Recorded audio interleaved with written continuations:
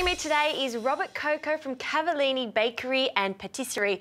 Your desserts are spectacular, and we're going to be making one from your shop. We're going to be making a chocolate and lemon curd tart. That is one of my favourite desserts. So let's get cracking. Yes, please. Can you place the butter and squeeze some lemon juice? And make sure you add a little bit of lemon rind to the pot, please. Great. And I will continue and crack some eggs and sugar. So 3/4 pieces of lemon zest. Yep. Adds that little bit more zing and flavour to my lemon tart. Yeah. I mean, lemon curd's one of those things where you can make really creamy and smooth and quite buttery and sweet, or you can give it a good kick of citrus. The tang and the zest you get from the lemon juice, really, that's the key to any good lemon curd or lemon tart. Fantastic. Now I've got 3 lemons here, and I'll squeeze all the juice out and put it straight into the butter. OK, Justine, I'm going to grab that butter and lemon zest. I'm going to place that on the stove, thank you. OK, we're just going to gently melt that. So I'm going to add the whole eggs and the sugar together. What is important when you're making a lemon cream is that you don't leave the eggs and the sugar too long together, otherwise the sugar will actually cook the egg yolk. Right. So that's a little tip for you. Yeah, so just do this à la minute. That's right. As soon as you start cooking it, don't let it sit there.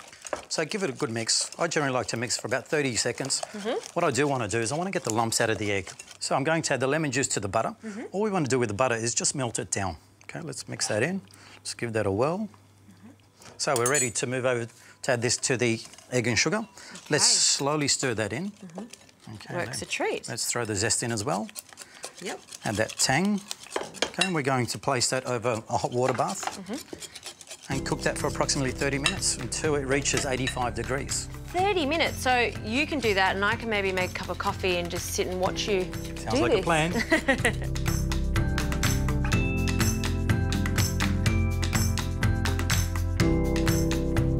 So Justine, this is what we get after half an hour on the stove. It's velvety, it's smooth. And we'll just put a little bit of Glad cling wrap over the top so we don't get a film. And then we're going to chill this for a few hours until it's completely cold. Great, let's do it.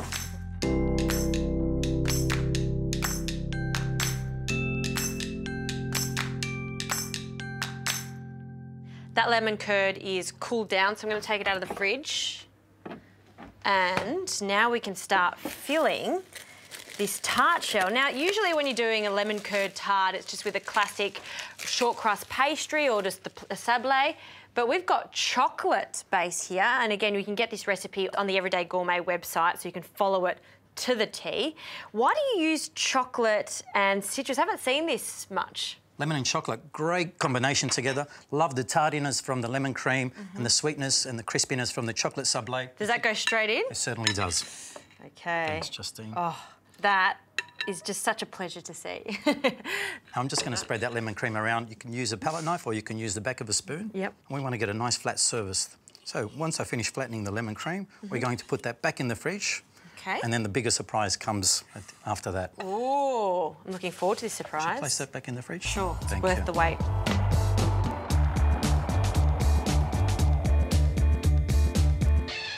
I have been waiting very patiently and this has firmed up nicely. You could eat this straight away, but you're going to take it to the next level, aren't you, Robert? I am. This is my favourite part. So we're going to use a caster sugar. You can use a demerara sugar or an icing sugar, but I do find the consistency you get from a caster sugar helps with the caramelisation. You get a nice, thin, even layer and gives it that perfect crunch that you're looking for. All right, well, there it is. Thanks, Great Justine. explanation.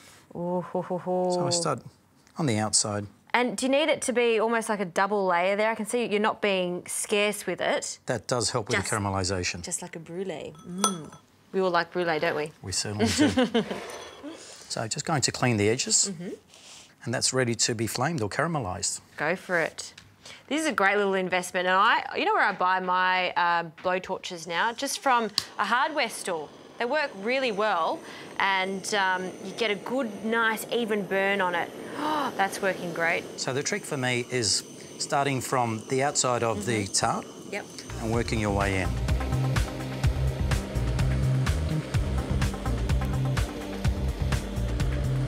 Rob, that looks magnificent. That's the perfect caramelisation for me. The darker you take that caramel, the better it is. That's how I love it. Last thing I'm going to do, so I'm going to dust a little bit of icing sugar on the edge. Really makes it look a lot more pleasant on a plate. It really does. I didn't think that you could do anything else to that because it already looks so good.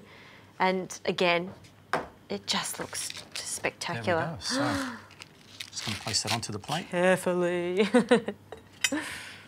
Wow. And this is my caramelised lemon tart with chocolate sablé. Bravo, Robert. I am so pleased with that. This is a recipe that I'm going to do, and I think you should do this one too. Delicious.